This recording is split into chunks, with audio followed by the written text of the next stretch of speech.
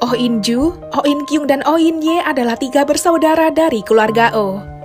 Mereka hidup bersama dan saling membahagiakan satu sama lain. Malam itu adalah ulang tahun adik bungsu mereka, yaitu In-ye.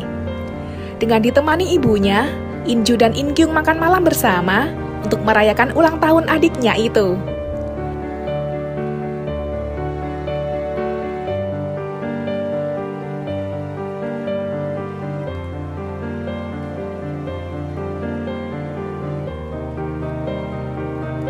Di hari kelahirannya itu, In-ye mempunyai keinginan untuk operasi hidung agar ia bisa terlihat seperti seorang bangsawan, di mana para bangsawan biasa berhidung tegap. Namun kakak In-ye memberi sejumlah uang sebagai hadiah ulang tahun In-ye yang ditujukan untuk dharma wisata In-ye ke Eropa. Yang mana hal itu membuat ibu mereka cemburu. Ibu mereka dahulu pernah meminta uang kepada anaknya untuk mengunjungi ayah mereka di negara Filipina. Namun mereka tak memberikannya dengan dalih mereka sudah membantu melunasi hutang ayahnya.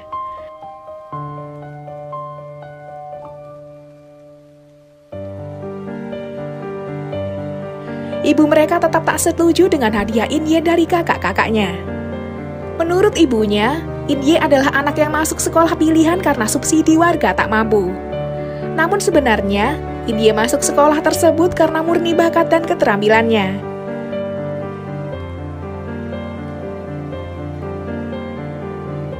Keesokan harinya, ibu mereka pergi dari rumah itu dengan membawa uang dharma wisata In-ye. In-ju dan In-kyung merasa kesal kepada ibu mereka. Namun berbeda dengan In-ye, ia terlihat biasa saja meskipun ia nantinya tak dapat mengikuti dharma wisata.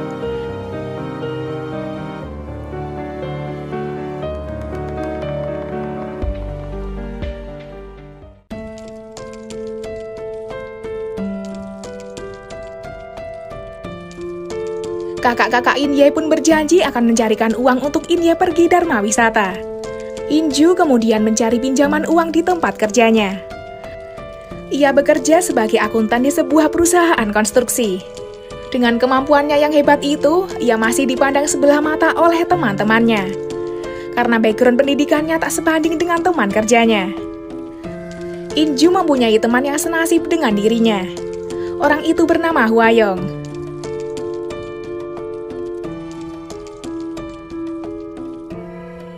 Ia adalah akuntan dengan lulusan setara SMA. In-ju kemudian mendapatkan pinjaman uang dari Hwa-young. Di tempat yang berbeda, In-kyung sedang bekerja mendapat telepon dari neneknya. In-kyung bekerja sebagai reporter junior. Ia sebenarnya sangat hebat, namun dalam membawakan berita, ia sering emosi karena kasus yang ia bawakan. Karena neneknya mendengar kabar tentang ibunya, ia mengajak In-kyung dan kedua saudaranya untuk hidup bersama dirinya. Namun sesuatu di masa lalu membuat mereka berpikir 2 kali untuk hal itu.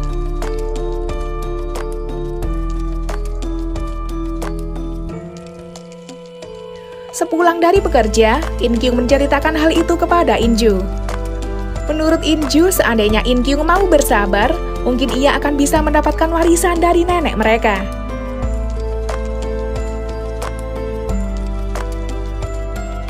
Suatu hari In-ju diajak pergi oleh Hwa-young. Hwa-young mengajak In-ju untuk menjadi orang kaya sehari. Ia meminjamkan barang branded miliknya kepada In-ju. Penampilan Hwa-young sangat berbeda dengan saat ia bekerja.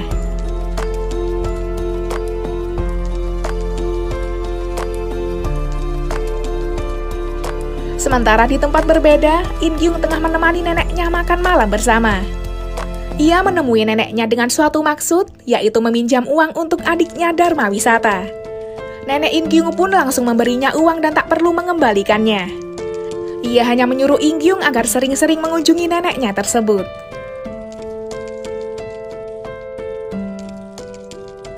Malam itu In-ju memberi In-ye uang hasil pinjamannya.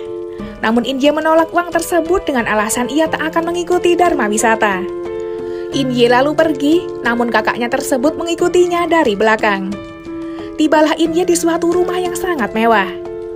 Di depan rumah itu, In-ye diberikan sebuah amplop dan hal tersebut disaksikan oleh kakaknya. Tak butuh waktu lama, In-ju langsung menemui mereka. ia menolak amplop tersebut dari orang kaya itu. Tentunya Inye merasa kesal dengan perlakuan kakaknya itu. Bagi Inye, uang yang ia dapat itu karena kerja kerasnya. Ia menemani anak orang kaya itu melukis karena orang tua temannya itu suka dengan lukisan Inye yang bagus dan ia tak segan memberikan uang itu. Namun Inju tak suka jika Inye dianggap rendah oleh orang lain.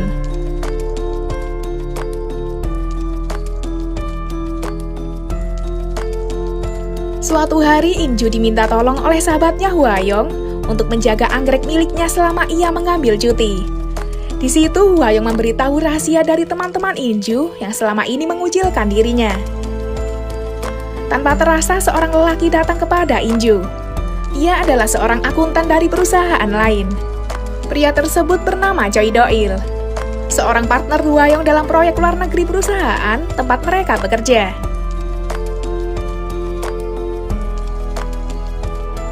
Di siang itu, Inju melihat Choi Do-il berjalan bersama pengacara yang akan mencalonkan diri sebagai wali kota, di mana saudaranya yaitu In Kyung sedang menyelidiki tentang keburukan pengacara itu. In Kyung menemukan fakta di mana pengacara itu menggelapkan dana bank yang membuat nasabah bank tersebut mengakhiri hidupnya. Pengacara itu sebelumnya menjadi pembela untuk keempat orang yang mengakhiri hidupnya itu. Namun tiba-tiba mereka bunuh diri yang membuat dana nasabah tersebut menghilang tiba-tiba. Pimpinan redaksi sangat suka dengan kinerja In Kyung yang baik. Namun ia menyuruh In Kyung untuk mengumpulkan banyak bukti lagi.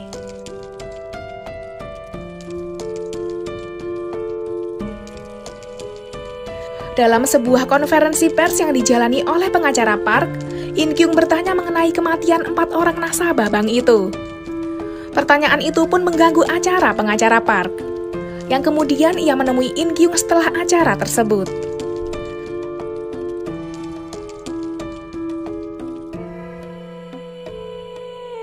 Dalam pembicaraan tentang nasabah bank itu, pengacara Park menyebutkan kelemahan In Kyung yang disaksikan oleh banyak mata. Di lain pihak, sepulang bekerja, Inju diminta tolong oleh Hwayong pergi ke apartemennya. Ia berpesan untuk memberi makan ikan miliknya selama ia pergi ke Eropa. Di tempat itu, Inju terkejut dengan banyaknya barang branded milik Hwayong. Namun yang lebih mengejutkan adalah saat ia melihat sebuah sepatu merah tergantung di lemari. Saat Inju mendekatinya, ternyata itu adalah Hwayong yang tengah tergantung. Oleh surat wasiatnya, Hwayong bercerita mengapa ia bertindak demikian. Dikarenakan ia selama ini hidup sendirian, tak ada teman sama sekali. Dan sebelum rencananya dilakukan, ia ingin terlihat sempurna dengan operasi plastik di Eropa.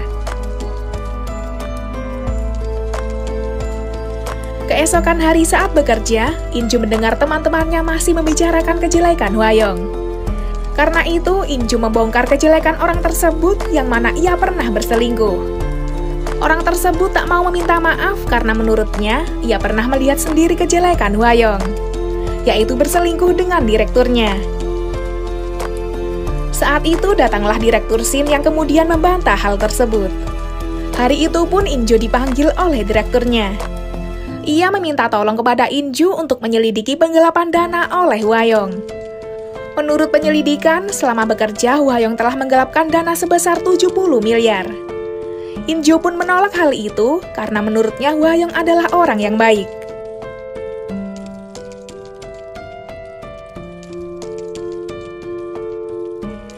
Sepulang dari tempatnya bekerja, Inju mendapat telepon yang mengabarkan bahwa ia mewarisi member yoga yang dahulu diikuti Hwayong.